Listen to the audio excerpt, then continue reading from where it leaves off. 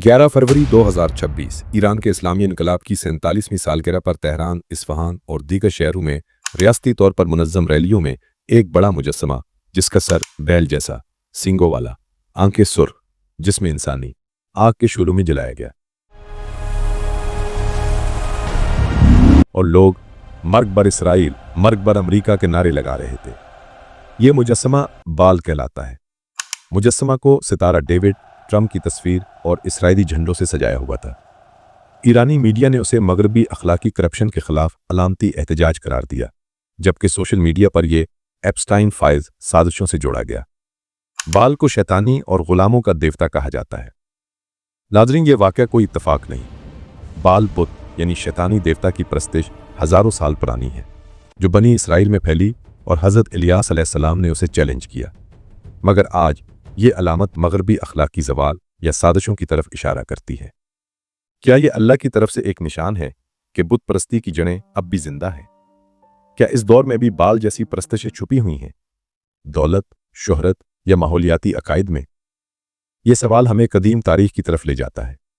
चलें देखें कि बाल क्या था और हज़रत इलियास ने उसे कैसे शिकस्त दी। सूरह अस्साफ़ात में अल्लाह ताला फरमाते हैं, क्या तुम बाल को पुकारते हो और बेहतरीन खालिक को छोड़ देते हो? अल्लाह तुम्हारा रब है और तुम्हारे पहले बाप दादा का। नाज़रीन, ये वो दौर था जब सल्तनत सुलेमान अलैहिस्सलाम के बाद बनी इसराइल दो हिस्सों में तकसीम हो गई थी, शुमाल में इसराइल और जनूब में यहूदा। शुमाल की सल्तनत सियासी तौर पर गैर मुस्तहकम थी। बादशाह बदलते रहते, बैरूनी खतरात जैसे अराम और आशूर से। बादशाह अहाब के दौर में, जो तकरीबन 874 से 853 क़िबले मसीह तक हुक्मरान रहा, इसराइल माशी तौर पर खुशहाल था। तिजारत फल फूल रही थी, लेकिन रूहानी तौर पर बहरान था। अहाब ने सैदून की शहजादी एजबल से शादी की। एजबल एतबाल की बेटी थी, एक ऐसा खानदान जो बाल और अशीरा की परस्तिश का मरकज था। एजबल ने अपने साथ फिनिकी सकाफत, मंदिर, काहिन और बुत लाकर रख दिए। बाल की पूजा को इसराइल का सरकारी मजहब बनाया। लोग सोचते बाल बारिश देता है, अल्लाह तो दूर है। इक्तिसादी दबाव, सियासी इत्तेहाद और एजबल की चालाकी ने शिर्क को फैलाया। इस्लामी रिवायात में एजबल और अहाब का नाम बराह रास्त नहीं आया, मगर तारीखी पसमंजर और बाइबल में उनका किरदार बयान किया जाता है। आखिर ये बाल था क्या? बाल असल में रब या मालिक का लक़ब था, लेकिन बुनियादी तौर पर तूफान, बारिश और जरखेज़ी का देवता माना जाता है। वो बैल की शक्ल में हाथ में बिजली का तीर लिए दिखाया जाता। इनकी कहानियों में वो समंदर के देवता से लड़ता, मौत के देवता से मुकाबला करता और बारिश लाता ताकि ज़मीन हरी भरी हो जाए। इसकी परस्तिश के तरीके बहुत खौफनाक थे, जैसा कि जानवरों की कुर्बानी, बाज़ औक़ात बच्चों की कुर्बानी, ख़ास तौर पर पौने के इलाकों में, जिस तरह हाल ही में एप्स्टेसन फाइल्स में इंकशाफ हुआ है। मुक़द्दस बागात और लकड़ी के सतून, अशीरा पूल्स, मंदिर की तवाइफें जिनसे रिचुअल सेक्स किया जाता ताकि फसलें अच्छी हों, खुद को चुरियों से काटना, नाचना, चीखना, खून बहाना, ख़ज़ां के त्यौहार, जब बाल मर जाता और फिर जिंदा होता। मगर सोचने वाली बात यह है कि बनी इसराइल की कौम इस बाल जैसे शिर्क में कैसे मुब्तला हुए। सियासी वजह, फिनिकिया से इत्तेहाद, तिजारत और फौजी मदद। मुआशी वजह, खुश्क इलाका था, बारिश ना हो तो फसलें तबाह, लोग समझते बाल बारिश देता है। समाजी वजह, आपस में शादियां, सकाफती मिलाप, रूहानी जवाल। अहदनामा भूल गए, सोचा यहोवा को भी मानते हैं और बाल को भी। ये शिर्क था। एजबल शहजादी बहुत जारे थी। उसने समारिया में बाल का बड़ा मंदिर बनवाया। समारिया इस वक्त का इसराइल का दारुल हुकूमत था। 450 बाल के पुजारी और 400 अशीरा के पुजारी एजबल के दस्तरखान पर खाना खाते थे। इस वक्त की इसराइली मुआशरा तकसीम शुदा, खौफजदा और कमज़ोर था। बहुत से लोग दो राय के दरमियान लंगड़ा रहे थे। उसी अंधेरे में अल्लाह ताला ने हज़रत इलियास अलैहिस्सलाम को भेजा। आप हारून अलैहिस्सलाम की नस्ल से थे। आपको बाइबल में इलाइजा कहा जाता है। 9वीं सदी क़िबले मसीह में शुमाली ममलिकत इसराइल में पैदा हुए। इलाइजा का मतलब मेरी अल्लाह है, जो बाल की परस्तिश के खिलाफ एक चैलेंज था। और उन्हें तिशबी कहा गया, यानी गिलाद का रहने वाला, जो आज के उर्दून का शुमाली हिस्सा है। उनकी इब्तदाई ज़िंदगी के बारे में ज़्यादा तफसील नहीं, لیکن وہ اچانک منظر عام پر آئے، اللہ کی طرف سے بھیجے گئے نبی کی حیثیت سے۔ آپ ایک سادہ بہادر انسان تھے جو عیاشی سے دور توحید کے لیے لڑے۔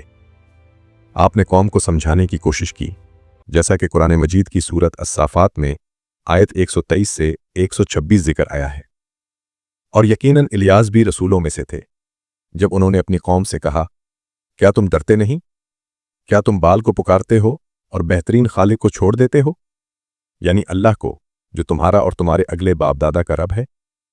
اور پھر حضرت الیاس علیہ السلام نے احاب سے کہا، اے بادشاہ، تیرے گناہوں کی وجہ سے 3 سال بارش نہیں ہوگی، اور ایسا ہی ہوا۔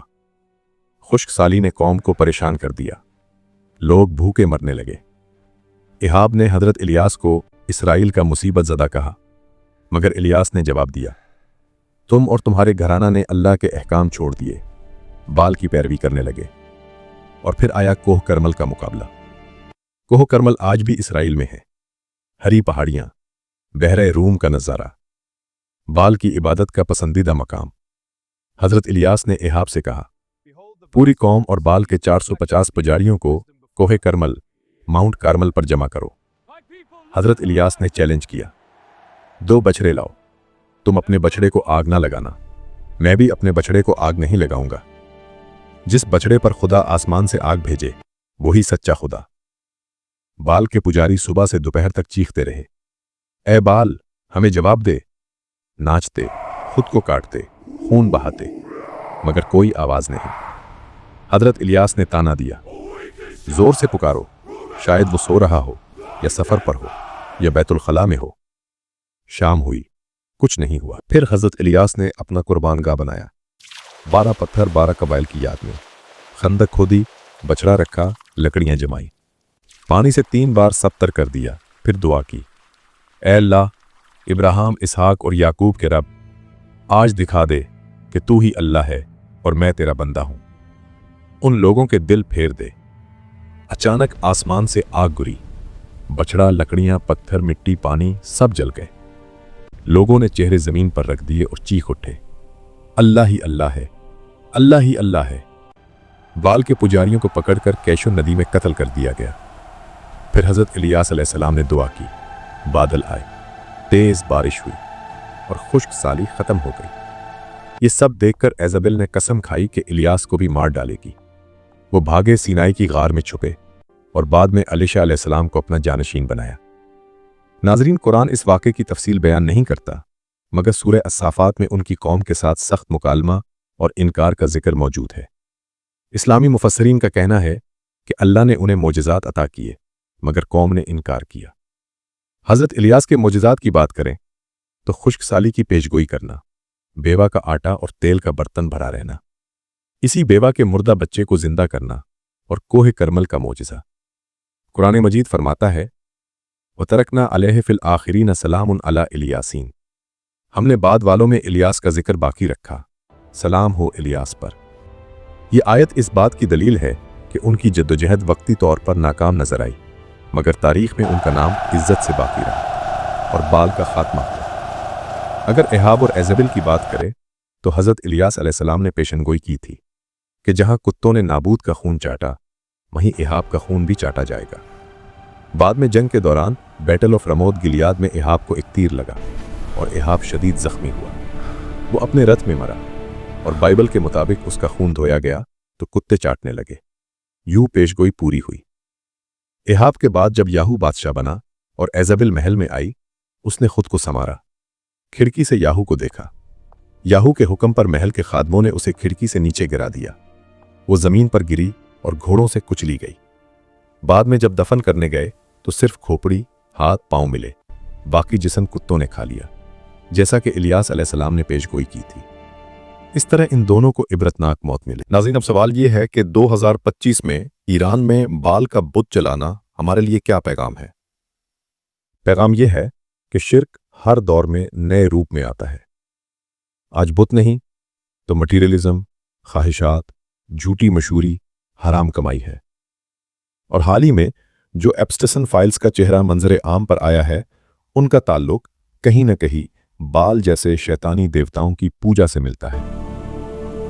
हज़रत इलियास अलैहिस्सलाम के हमारे लिए 5 बड़े सबक हैं। तौहीद सबसे बड़ी दौलत है। अक्सरियत गलत हो तो भी हक पर डटे रहो। दुआ और अमल से मोजज़ात होते हैं। अल्लाह हमेशा अपने बंदों को अकेला नहीं छोड़ता। अपने बच्चों को ये कहानियां सुनाओ, उन्हें जदीद बुतों, मोबाइल, पैसा, फैशन से बचाओ। ए अल्लाह, हमें तौहीद की राह पर चला, हज़रत इलियास की तरह साबित कदम रख। आमीन।